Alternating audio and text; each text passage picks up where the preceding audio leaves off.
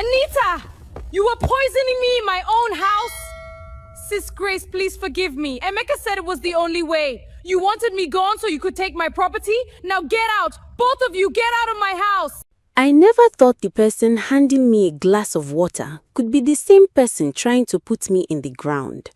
But life has a way of showing you the truth you were too trusting to see. My name is Grace, and this is the story of how I almost died in my own bed, in my own house, at the hands of someone I called family.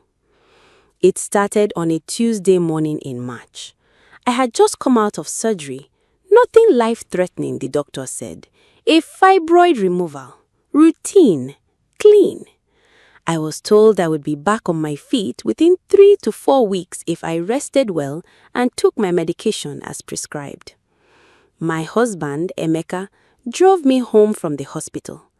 I remember leaning my head against the car window, watching the Lagos traffic crawl past, thinking about how lucky I was. Lucky to have survived the surgery. Lucky to have a home to return to.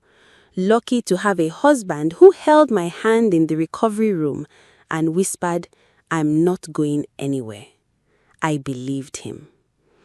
We had been married for 9 years. We had a house in Lekki, 2 cars, and a piece of land in Enugu that my late father left me. We were not perfect, no marriages, but I thought we were solid. I thought what we had was real. So when Emeka suggested that his younger sister Anita move in to help take care of me while I recovered, I smiled and said yes. I had no reason to say no. Anita was 26. She was light-skinned, soft-spoken, and always smelling of that lavender body lotion she never went anywhere without. She had visited our house a few times before and had always been polite. She called me Sis Grace. She hugged me at Christmas. She once cried at my dining table when she had a problem with a boyfriend, and I gave her advice like an older sister would. I trusted her. That was my first mistake. The day she arrived with her bags, she walked straight to my bedroom, sat beside me on the bed, held my hand and said, "Sis Grace, don't worry. I'm here now. You just rest. I will handle everything." Her eyes were warm. Her voice was gentle. Her smile was soft. I looked at her and felt relieved. I did not yet know that the devil also smiles, that the most dangerous betrayals never announce themselves, that sometimes the person assigned to save you is the very one who has already decided to destroy you. That night, she brought me my first round of medication with a cold glass of water, arranged neatly on a small tray. She even added a slice of orange on the side because she said I needed vitamin C to heal faster. I took the pills, I drank the water, I ate the orange. I said, "Thank you, Anita. God bless you." She smiled, turned off my lamp, and closed the door softly behind her. The nightmare had already begun. I just did not know it yet. By the end of the first week, I noticed something was off. The doctors had told me I would feel weak for the first few days, then gradually stronger. That was normal, they said, expected. But by day 7, I was not getting stronger. I was getting worse. Every morning, I woke up feeling like something heavy was sitting on my chest. My mouth tasted metallic, like old coins soaked in water. My head pounded so hard sometimes that I had to close my eyes and press my fingers against my temples just to breathe through it. My hands trembled when I lifted a spoon. My vision blurred when I tried to read my Bible. I told Emeka. He said, "Grace, you just had surgery. Your body is adjusting. Give it time." I told him I felt nauseous almost every day. He said, "That's probably the medication. Side effects are normal." He called the hospital on my behalf, and the nurse confirmed that some of the medication could cause mild dizziness and nausea. So I accepted it. I told myself I was overreacting. I told myself I was being impatient. but something in my gut would not let me rest. There was a feeling I could not shake, something hollow and uneasy sitting at the bottom of my stomach, telling me quietly, firmly, that this was not normal, that this was not how a healing body behaved. I had had minor surgeries before. I knew what recovery felt like. It did not feel like this. It felt like I was drowning slowly, and every time I surfaced for air, something was pulling me back under. Anita was there every day, without fail. She woke up before me, prepared my meals, set out my medication, and sat with me in the evenings watching television. She was attentive in a way that felt almost rehearsed, too smooth, too consistent, too careful. One afternoon, I mentioned to her that I was not feeling better. She immediately placed her hand on my forehead, furrowed her brow, and said, "Sis Grace, I think you need to call your doctor again. Your body is probably just taking longer to heal. Every person is different." She sounded so concerned, so caring. I nodded. I said, "You are right." But that hollow feeling in my stomach grew heavier. That same evening, I overheard Emeka and Anita talking in the kitchen. Their voices were low, almost whispered, and when I shifted slightly in my bed to listen, I could only catch fragments. Something about time, something about be patient, and then laughter, soft, private laughter that did not sound like the laughter of a brother and his sister. I told myself I was being paranoid. I told myself my sickness was making me suspicious of innocent things. I pulled my blanket tighter around me and stared at the ceiling in the dark. But that night I could not sleep, not because of the pain, but because something deep inside me, something ancient and instinctive was screaming, and I was not yet brave enough to listen. It was a Thursday night, 11 days after Anita had moved in. I had woken up around 1 a.m. with a sharp cramp in my lower abdomen. I lay still for a few minutes, breathing through it, hoping it would pass. When it did not, I decided to go to the bathroom. The house was quiet. Emeka was asleep beside me, or so I thought, because when I turned, his side of the bed was empty, cold. I did not think much of it at first. Sometimes he went to the kitchen for water at night. I got up slowly, holding the bedpost for balance, and walked toward the hallway. That was when I saw it. The door to the guest room, Anita's room, was slightly open. A thin strip of yellow light fell across the hallway floor, and behind that door, I heard voices, low, hushed, intimate. My husband's voice and Anita's. I stood in the hallway and I could not breathe. My feet refused to move. My heart refused to accept what my ears were already telling me. I stood there in the dark for what felt like an eternity, listening to a truth I was not prepared to carry. I do not want to describe what I heard in detail. Some pain does not need to be dressed in words. What I will tell you is that it was enough. It was more than enough. I turned and walked back to my room. I sat on the edge of my bed. My hands were shaking, not from weakness this time, but from something fiercer, something colder, a rage I had no language for. But even then, even in that moment, I forced myself to think clearly. Do not react, not yet, think. The next morning, I watched Anita bring me my medication as usual. She placed the tray beside me, smiled her warm smile, and said, "Good morning, Sis Grace. How are you feeling today?" I looked at her face. I looked at the pills on the tray, and something clicked. Why was I getting worse? Why, after almost 2 weeks of rest and medication, was I weaker than the day I left the hospital? The doctors said I should be improving. My body said otherwise. I picked up the pills and held them in my palm, pretending to take them while she watched. I put my hand to my mouth. I swallowed the water, but the pills stayed hidden in my closed fist. That evening, when I was alone, I examined them. They looked identical to what I had been prescribed, but I could not be sure. not without proof. So I did something that saved my life. I wrapped one of the pills in a small piece of tissue paper, put it inside an envelope, and called my cousin Ngozi, a woman I trusted with my life, and asked her to come pick it up without telling anyone. I whispered to her on the phone, "Ngozi, I need you to take this to a lab.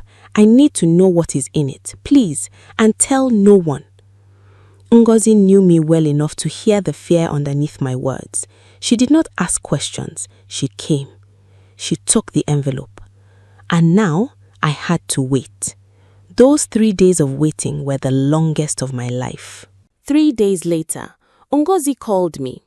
Her voice was different, tight, controlled, the kind of voice a person uses when they are trying to hold themselves together. "Grace," she said, "I need to come and see you." "Just tell me," I said. "I need to hear it now." There was a pause. Then she said, "There is a substance in that pill that is not supposed to be there. The lab found traces of a compound. They said it's not in your prescription. It's the kind of thing that over time," she stopped. "Say it, Ngozi." "Over time, it could cause organ damage. It could kill you, Grace, slowly, in a way that looks like natural deterioration." I sat in silence. Not because I was shocked. I think somewhere deep inside me, I already knew. That hollow feeling in my gut had been trying to tell me for days. My body had been trying to warn me. But hearing the words out loud cracked something open inside my chest. Tears came fast and hot, and I did not stop them. I cried for the woman who had been lying in her own bed, trusting the people she loved, while they slowly, deliberately tried to end her life. I cried, and then I stopped crying because I was still alive, and they did not deserve the luxury of my tears. Ngozi came over that evening. We sat together in my room with the door locked, and she held my hands while I told her everything. What I had heard in the hallway, what I had suspected, what the lab had confirmed. She listened without interrupting. When she finished, she looked at me with an expression I will never forget. It was not pity, it was fury. Quiet, burning fury. "What do you want to do?" she asked. "I want the truth," I said. "All of it. Before I do anything, I want to look Anita in the eyes and hear her say it." Ngozi shook her head. "Grace, I need to hear it," I said firmly. "I need to know how deep this goes." So we made a plan. The next morning, I told Emeka that Ngozi would be staying over for a few days to help with my care. He seemed uncomfortable with this. A flash of something crossed his face too fast for him to hide it. He said it was fine. That afternoon, while Emeka was out, I called Anita into my room. I asked her to sit down. She sat, smoothing her wrapper, perfectly composed, still wearing that lavender lotion. I looked at her for a long moment before I spoke. Then I said very quietly, "Anita, I know." Her expression did not change immediately, but her hands told the truth before her mouth could catch up.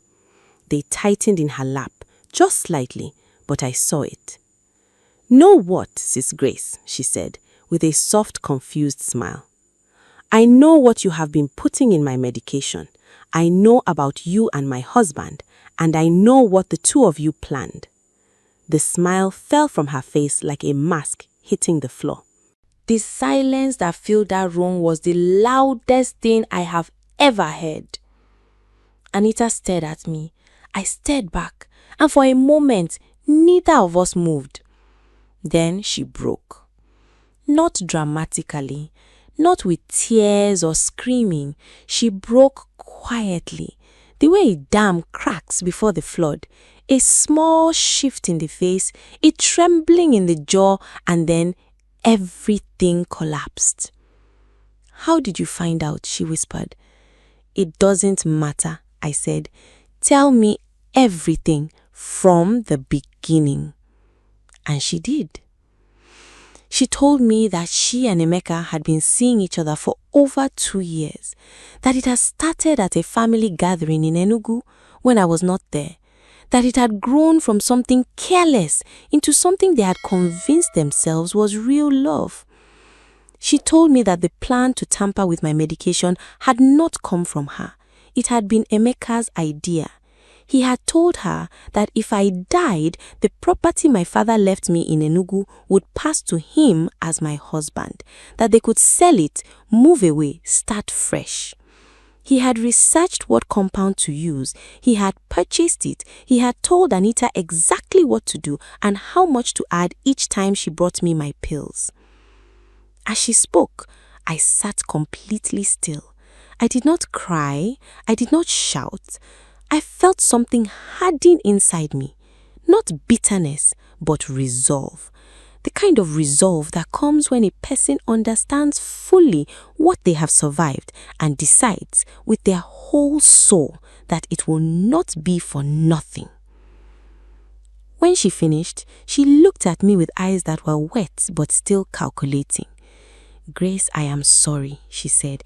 "I was not thinking. He convinced me." "Stop," I said. She stopped. "Are you a grown woman?" I said. "You made a choice. Every day you walked into this room and handed me those pills, you made a choice. Do not insult me with excuses." She looked at the floor. I reached under my pillow and pulled out my phone. I pressed play. The entire conversation had been recorded. Her head snapped up. "Ngozi and I recorded everything," I said calmly. "I also have the lab reports and I have already spoken to a lawyer." She opened her mouth, closed it.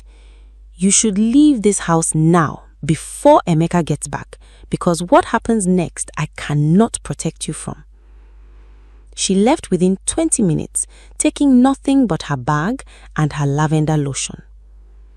That evening, when Emeka returned home and found Anita gone, I was sitting in the living room waiting for him. He looked around the house, looked at me, and something shifted in his face, a flicker of panic he tried immediately to bury. "Where is Anita?" he asked. "Sit down, Emeka," I said. And I watched the man I had loved for 9 years realize in slow and terrible stages that his plan had not worked, that I was still alive, that I knew everything, and that it was already too late. I will not tell you that the days that followed were easy. They were not. Reporting your husband of 9 years to the police is not something a woman does without feeling something break inside her. Standing in a police station, handing over a lab report and a voice recording, and watching officers lead a man in handcuffs who once kissed your forehead and promised to love you, that is a grief with no proper name. But I did it. I did every single piece of it. Emeka was arrested that same night. Anita was picked up the following morning at her mother's house in Surulere. The charges were serious: attempted murder and conspiracy.